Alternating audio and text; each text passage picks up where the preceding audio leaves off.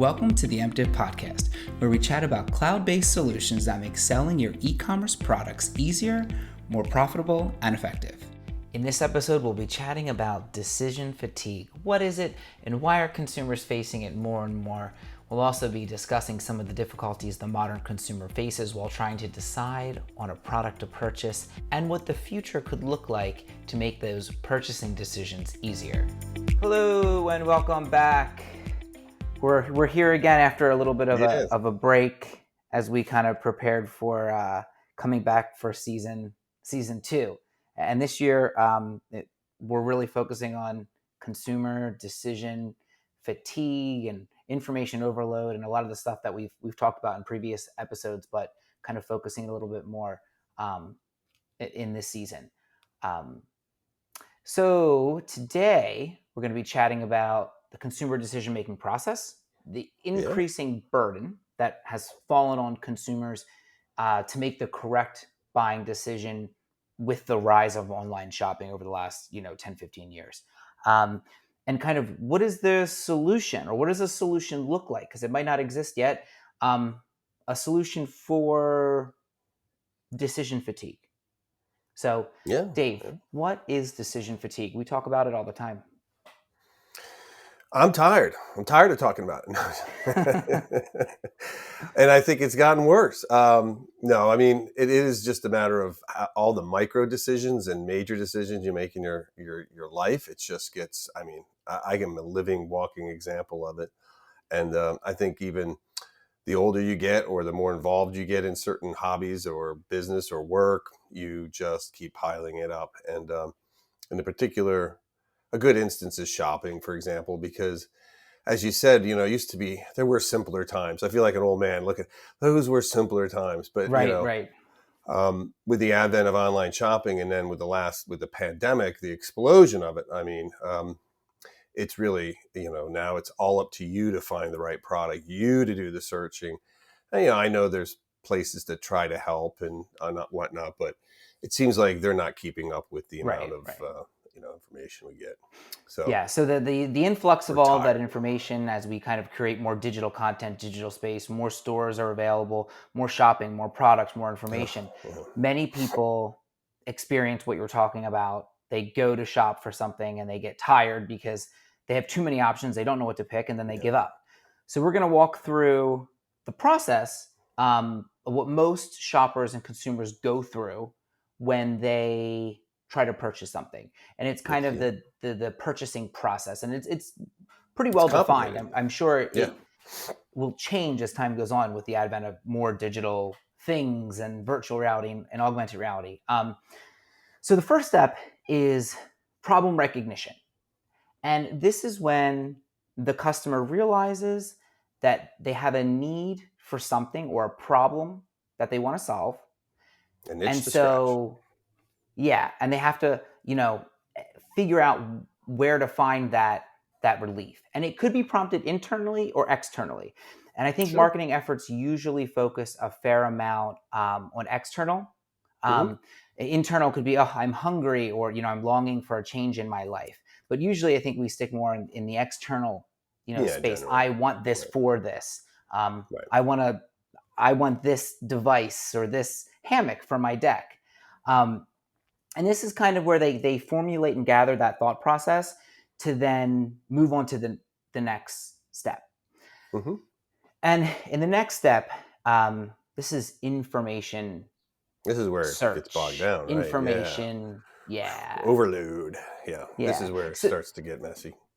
This is when they start to research. They use tools like Google or go to a store. They read reviews. They use their past experiences on things that they encountered before to help make this initial impression of products. Sure. What's your process usually like? Like, let's say you want to go buy something. Like, what's your first go-to? Are you a Google guy, or are you like an Amazon? No, I would be more of a Google Bing guy, and I would cross those two. I wouldn't always use Google because I found that there's some products are a little better represented on Bing. But I would probably start my search there, and then I try to just hate to say it, but I try to avoid Amazon, and I'll even go to other big box stores, that have decent search engines or for products. Depends on the product, right? Okay. So, or service, I suppose you're looking for service, but we're going to focus on products.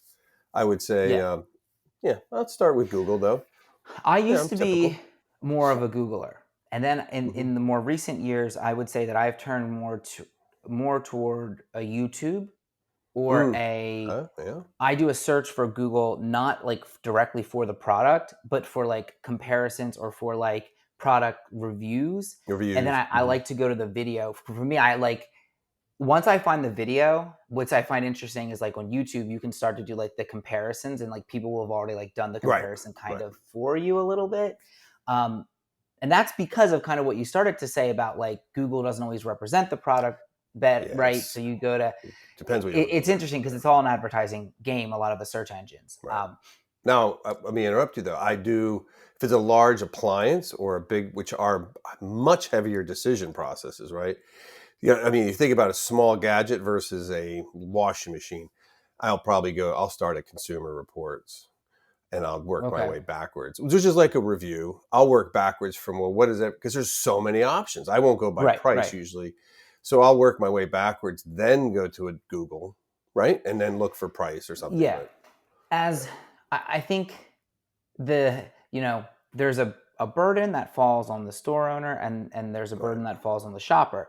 And I think brands, it's their job to give tools to the consumer to make a decision. And Fair enough. I think, their viewpoint is always wavered in one direction, right? Because they want you to buy the product. Of course, their problem. Um, right.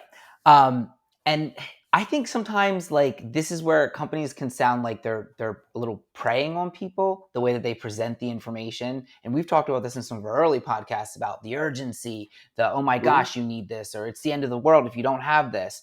Right. Um, and I, That's really come into play recently with, yeah, supply shortage. I mean, how many times have you heard this? Oh, you got to buy now because supply shortage. And it could be just complete bunk, but yeah. they're just playing off of it, or inflation. It's going to go up, but yeah. And consumers tend to trust other consumers Hmm. more than they trust the The brand. brand, And a lot of times, obviously. like blindly follow other consumers, even though they could be fake reviews or fake Influencers and information. And yeah, we can get to that later. yeah. Um, so the next step is the alternative evaluation. And Hmm. usually, and this is, I think, a stage that's a bit gray. It really depends on the consumer how much of an alternative Right. how many alternative products they kind of put into the running to see Hmm. who wins. Um, but this is usually where the consumer weighs those options against other options. And Correct. they probably narrowed it down to a few products or the service that they kind of want, like a few providers.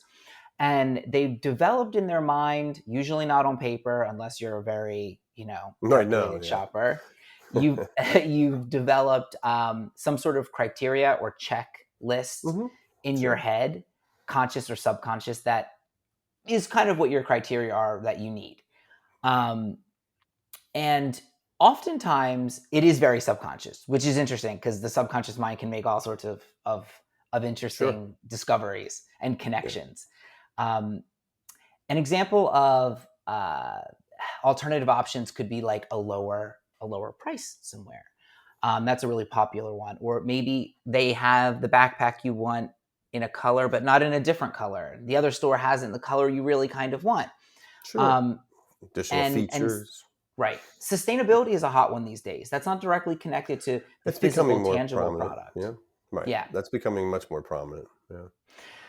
So then now we sort of segue into the actual I'm ready to make a purchase. you're ready to make the purchase, right? And you Yeah. go for the gold, you put your money where your mouth is. But hundreds of decisions have kind of led to this point. Could be And thousands, right? Yeah. right, Depends on the right, product. right. Yeah. So now when you go to make the purchase, are you always like a confident purchaser? Like, are you like, oh, I know I want this? Or do you like, oh gosh, I guess I'll like, No, do I you plunge. know I you yeah, plunge? I plunge, but I do know what you're saying. I know others that would be. They're like, I'm gonna push that button, Hmm. and just pray. But I generally think I've done my homework, which may not be true. I convince myself that I've done the homework, right? That's your subconscious saying, hey, you're good. But yeah, I'm a confident buyer. I'm like, that's the one I want. Yeah. I torture myself. And like sometimes to like the point where like I will like kind of keep track of it. Paralysis. Yeah, Oh, like I really? keep track of it. Yeah. And like I will get a little bit of analysis paralysis while I'll abandon ship. But I usually, if I've spent a lot of time researching products, which I usually do, I will come back to it. Like I can You come only back and take beat yourself up? no, Oh, I you come mean you'll back to just take a buy. break? Oh, I Yeah, get it. I Yeah, have to yeah. take a break and step away Well, that's because kind of because you're decision fatigue. yeah, and I've researched so much. I'm tired. I'm like I can't even You're make a good tired of it. decision at Yeah. this point. Right. But when I decide, I am much like you in the fact that I usually am confident in that decision, and I'm going to take the plunge and accept the risk, whatever they may be. Right. And so at this point, the consumer makes the purchase. They make the decision. They go through with it. And now here's the interesting follow up. And you talk about this a lot in gathering information about this phase because it's super important. But the post product evaluation, not just as a consumer, do you go through that process, but also as a store. Yeah. Yeah. It's both. It's a mutual. That's where the seller comes back into play a little bit more, and it could be, and it can be even, we've talked about it before in previous podcasts about follow up and, understanding the customer's journey and how they, getting the goal is one thing, but was it the correct goal and are they happy and are you happy? Right. Well, and are they going to make another purchase? Right. Depending on what your product line is, most of the time you want to create a repeat customer. So are they going to come back again and explore your product line or order the same thing? And of course, because word of mouth and all that is extremely the begging for a review begins. Yeah, I think the post-purchase evaluation part is the part where the seller and the buyer are most back in play together, although we don't really always think of it that way. As the buyer, you're putting that thing together or you're using it and you're evaluating, did all that stuff I read and researched, is it actually doing what I wanted it to do? Or did I get ripped off? Or there's so much going on. And sometimes, also, if you don't know what you bought or you have a question, now you go into support and, you thought that company was great, but now you can't get on support and you're frustrated. I mean, we've gone through every one of these scenarios, right? Right. Every consumer who's listening has. But. And sometimes I think that for a store, there's this misconception that when they get negative reviews, that obviously the product is 100% wrong or the flaws in the product. And that's not always the case. Sometimes it's the wrong customers buying that product and you need a different customer to buy it. And that's where that decision-making process becomes even more You might have tricked them into buying it and then they regret it. I mean, it could have been accidental, could have been intentional. It could be 100 things. So as we kind of like talk about this, we talked a little bit about the, I'm sometimes a shopper who tortures themselves and does a lot of research, and you do some research, but then you're a confident decision maker and you make the purchase. What are some of these profiles that people fall into? Yeah, there's some standard ones. I did a little bit of research prior to our podcast, just trying to understand the different categories that people can fall into as a style. And I should caution, this is very, matter of fact, it's all over the place. There's many different opinions on this. And also people don't stick in a style, but you were just saying, like, there's the perfectionist, right? The person who's going to do every little detail. And I know some people like that, it's almost like, come on already. You already got enough, I hear you. The price value. Yeah, that might be more you. The price value versus conscious. Now, that's not just saying that we're not going to get into the fact of whether they have the money, but they're really more geared towards price and the value that they're getting. That's some of their drivers. That's their style. Some are purely brand. And that could also, a good example might be, early young generations and how they attach to a brand, and then they just follow with it, the loyalty. Novelty or fashion, I fall into this one. This is me. Oh, the newest, greatest gadget. Yes. It's not fashion, but it's usually on electronics. People will tell you that, Yeah. I fall into that too. Yeah. Early adopter, they say. Early adopter, always want the newest. And I was just looking at some stuff beforehand. I had an early, I'm going to get into it, but I had some early products and now they're coming out and I was an early adopter and I was like, wish these products had been out back then. Confused was one. People who are just, The over confused choice. profile. Yeah. Constantly confused. Recreational shopper, which is kind of, people who just sort of habitual. I know a few people scrolling, clicking, shopping, always shopping, never really buying. That might be a style. And occasionally they nail something and then they buy it. So they're constantly perusing.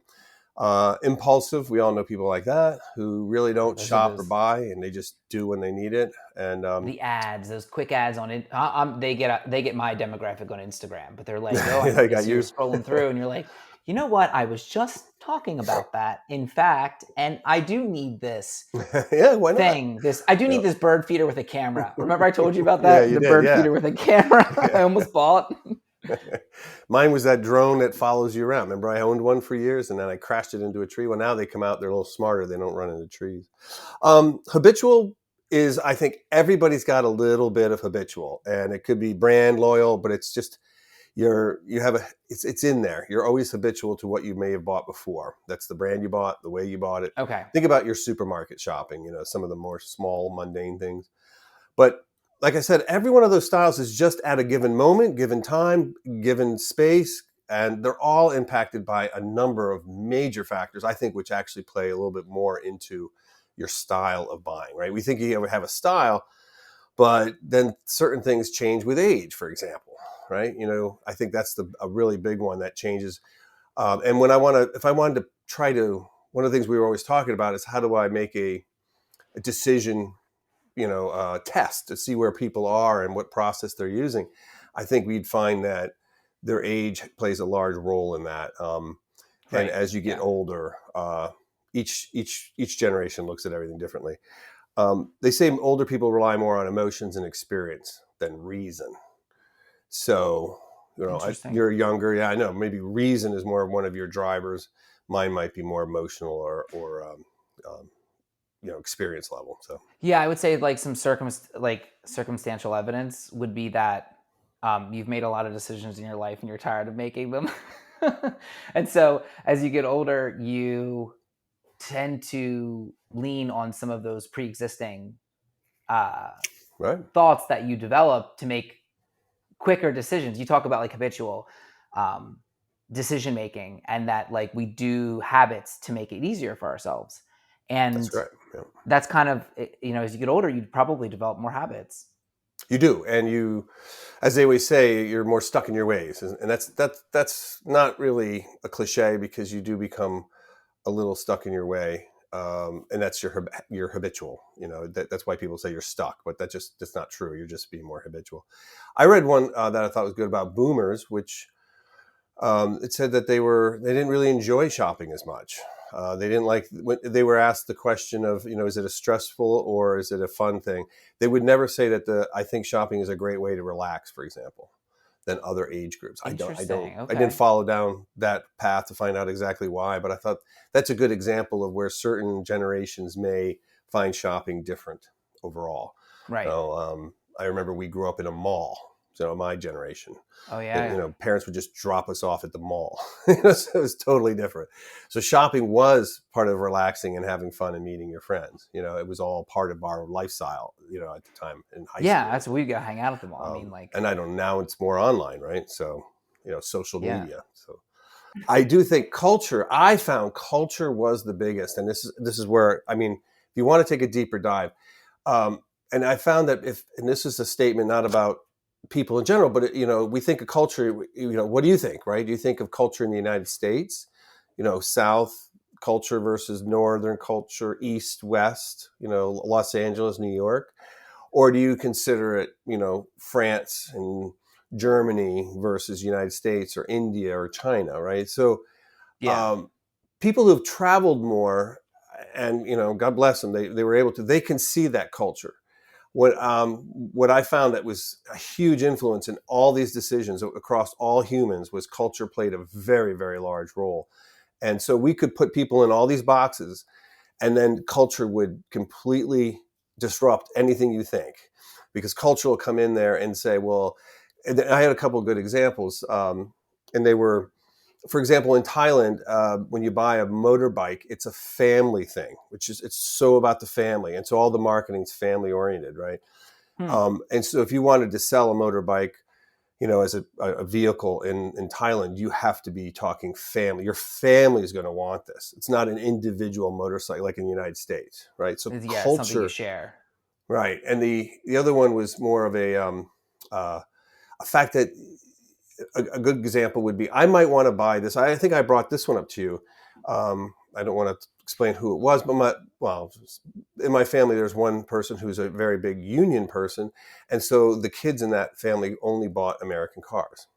And I Ah, know that they complained over and over, I really want to go buy that Toyota, blah, blah, blah, or whatever, but they can't. So they may have had all the decisions and we just went down all these things. But what trumped it at the end was culture. My grandma might not like that, right? Or, you know what I mean? So all of those things that we just mentioned had a huge play in the decision-making process, but it was trumped at the end by, I will be looked poorly upon by my family, my community, or something of that nature if I buy that product. That's what keeps huh. us in line, Yeah. right? I might want that giant red purple hat, but if I walk out, everybody's going to look at me and make fun of me, so I won't buy it, and Yeah, it's just, another one is the funerals. Like in a lot of countries, they don't send flowers. I right. know in Pakistan and stuff, they don't. Um, and in some places, it's like almost seen as like insulting because like Insulting, right? what am I gonna do with this? Like this is useless. So, but in the U.S., we oftentimes send flowers when people That's all we die. do. Yeah. It's just Yeah. it's It's true. interesting how it changes and we become more global. That's what's interesting too. Um, Yes. Well, that's what I meant. If you're a global company and you're listening to this podcast, the culture really, that's where most companies screw up. It is not in the gender or in the basic, seven or, you know, uh, styles of purchasing. It's culture. Culture usually it's very hard to get right. And you have to know what you're doing because you could Oh, easily there's get it wrong. entire Yeah. divisions that deal with that. So when I found it was all the other stuff plays a role, but I would want to end with just saying that culture seems to be one that really stands out because we always think of it. I always do, at least, when I'm talking about American shopping, and e-commerce, but really that will have no bearing. It's if you go global, all of these factors can be trumped easily by the culture and what's the Yeah. norms. So, um, a couple So, more, two oh, more. okay, good. Disposable income, huge Okay. factor. So, and we don't really mean can the person afford it, but it's more like how much disposable income do they have really plays a big role on whether they'll buy that product or it's an impulse purchase or Okay. it's a brand. So just think of it that way. And the last one is habitual, which we kind of already touched on. Sometimes that one just trumps everything as well. I know I really want to try this other spaghetti sauce, but I've always bought this one. I'm just going to buy it, or it's easier on the brain not to have to think of a decision. I always get that product. I've always liked it. Why am I going Right. to try even think of another one? Right. So Yeah. It those plays are into the that one. risk aversion too, Yeah. Yeah. by what the results are with the same or with the habitual piece of doing that act over and over again, and the outcome. And that's like risk, like you're avoiding that risk of what could come by taking something new, the new spaghetti sauce. You might hate it and have to go back to the Right. store. Then you have to go all the way back. But that's what you mean. Your brain just says, well, this is so much easier of a decision. So that's why we do a lot of habits. And I think as Yeah. you get older, you have, I don't want to say you have less capacity or anything, but your brain gets tired faster. So habits become really easy to just fall back on, that it worked before. Why break it? Why change it? That kind of thing. And So I think, fascinating. yeah, and there are some issues kind of that are happening with the modern age and shopping. And I skipped over this segment, but I actually think it fits better here. Um, Before you would go to a store, right, and Hmm. that store would have already thought of what kind of consumers are going to come in, what Yep. kind of products would solve problems, and Yep. then the salesperson would walk you through the process of kind of picking between a few products. You wanted to buy a TV years ago, you might go to Sears, the department store or Yeah. something. Oh yeah. I You remember those walk days. in, Yep. Yep. they know that you're going to fall somewhere in this bracket for what you want. They break it down to 3 or 4 products. The salesperson walks you through it. They show you it. Boom, you're done, out the door. Now, Right. that has changed. Now We're you not have to going do into all the stores. that. Right. Yeah, And it's all you. not only that, but sometimes a double combo where you do the research ahead of time, then you go to the store, and then it's all, Oh, you never know yeah, what's don't you changed. Then hate it's just that? Then you get right. there and they don't have the models that you researched, and it's a waste of time. Oh, yeah, it's double work. Yeah, and then So the salespeople don't know the products anymore. I'm not picking on anybody, but they're not. right. Companies don't care to train them, or they're not. Remember the 20-year-old shoe salesman who's been in the same store for 20 years? That doesn't exist anymore, you know. So Right. And it's like you can't get that like nuanced information where you used to be able to, like when you got a really good salesperson who was like well educated right, on it. That's also the changing times of products come in and out so quickly, technology changes so quickly, and the true. consumer is well educated on products often too. So all of this means that Whew, you I'm and tired already. I and the consumer has to do it. All of the vetting process to get Yeah, it's a lot. these products. It's really, and So it's just getting worse. Yeah. right. So now I think what I have found interesting is this is a little bit of a turn, but when you shop online now, have you ever run into one of those comparison charts that companies Hmm. give? They'll be like, "Oh, compare our Sure. product." Yeah. Whenever they like grade the other product like really bad, I instantly like I'm like you're a liar. Like no matter Yeah. what, because Right. I'm like Right. their product is never that bad, or you're comparing them to the wrong Product. product you should be. Yeah. Right. Yeah. But every now and again, I will find a company who does a really good comparison and it looks Hmm. pretty fair. And I go, wow, I can actually see that these are the different features. I'll go look at the other product and usually I come back because they've Hmm. helped me in some capacity. Hmm. And I think that's interesting, Fair at enough. least from a personal standpoint. If they're friendly and helpful, I'll tend to go with that product anyway, especially with like honesty for some reason. Yeah. Well, honesty pays Whether a it's big real part or in that. not, Yeah. whether it's Right. It it's might not be fully perceived real, but honestly. feels it. Right. It's a good trick. Um, so, and what are some tools that when we talk about AI and machine learning? What are some tools that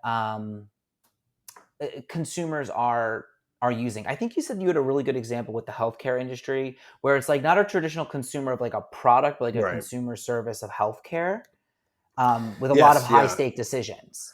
I found one that I thought was fascinating not too long ago, and it still sticks in my mind because I don't know, I somehow can put myself in it.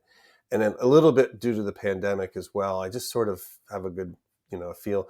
It was a discussion about how AI is helping. I believe this was in China, but I don't believe it's just one country. But they were running out of technicians to read the charts and I don't want to say X-rays or scans. I think it was Like more like test results. scans, Yeah, yeah. test results for Yep. cancer patients to see, what stage they're in and what they need to do and what the diagnosis was. And there was just such a shortage for, obviously, 5 billion people. There's just not enough doctors. And then the doctors were getting so burned out. And part of it was it wasn't just the decision fatigue, which is what we're talking about. The stakes are so much higher. So we didn't even talk about stakes, but so, when you're buying a can of spaghetti sauce or the Ferrari or someone's life, you know what I mean? There's just different Right. degrees here. And so they employed AI to do preliminary, to look through the scans and help them out. And they found it to be a wonderful experience for everybody involved because people were getting the wrong diagnosis. And then the physicians were feeling like shit. Obviously, they were horrible. They felt bad. And so now everybody's, at least on a better path. And I thought that was a great use of AI where decision fatigue was really come into play and it sort of saved the day. So, cheers, yay. But Right. it's not really a great example that you could use for products. I'm not sure I could find one exactly like that for a Well, product, yeah, but there are repetitive things that like that's like a repetitive sort of sure. process where like data comes in, data comes Right. out, data comes Yep. in, data comes out. And like It's called AI, what we found augmented is like analysis. Right. Yep. right, Yep. are very, very good at that sort of, interaction. And that's a lot of like CRMs now are doing that with this person comes in, they do these actions, they purchase these Right. products, information in, information out. And they're trying to, Yep. adapt campaigns and marketing to kind of fit that. Um, Lifestyle. Yep. They have yeah, ones for recommendations. We've talked about many, many times recommendation right. We have our engines. own. Yeah. Yep. Yep. Yeah. And then problem solving, which is, trying to find the problem in a complex problem. I think AI can do a really good job. Right. Right. Um, Opinion mining, that was one that, I think AI has a little bit of a leg. Can provide valuable insight and really help, predict demand. Is this product going to be on? We were just talking about a product that's 4 months out. Well, because they obviously didn't do a good opinion mining on whether or not that product would sell. Analysis, we just went over. That would be a great example of the doctors using AI. And what's the last one? Strategic changes. Yeah. Yeah. Better They're planning. also the chat bots, Oh yeah, yeah, giving advertisements that fit different groups, using some AI, dynamic content, hyper localization, uh, predicting what customers do, what they won't do, what they'll do and when they'll do it, all that stuff. A lot of times, though, the current models that we've kind of laid out help the stores sell more, and this is kind of yeah, yeah. the problem that we're gonna end on in brainstorming kind of some, what does the future look like That's for a what solution. I think. The deeper we look into it, John, the more I realize that almost everything 90% is really all geared towards selling more and more for the business owner, or the company, and not really for the consumer. I can't Which find makes many sense examples. Yeah, I because mean, of the obviously, money, right. like Where's money the is money there, at? the right. Follow the money. um But AI isn't really helping the consumer as, for example, that one with the doctors. I would say the consumer got help. Now, can we find some of those examples? You say, well, the AI helped them find the right product. I go, really? Did it?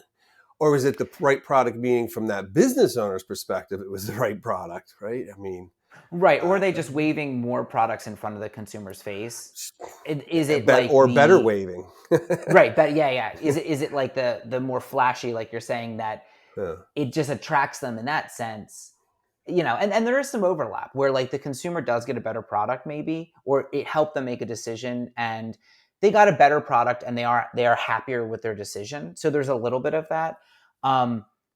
But is that really like what the consumer needs? And I think what you and I kind of are talking about in the future is a Yeah. need for a third party to come in and help consumers make a decision, or give them the tools that is outside of the actual business selling, that focuses on this and helps give the consumer tools to do that. I'll give you an example that, just real quick. Have you seen the commercials for Capital One where they say, and I get the Yes. emails, Yes. Oh, I've that used it. you bought this product and you should have used our app and we would Yes. have gotten you the discount.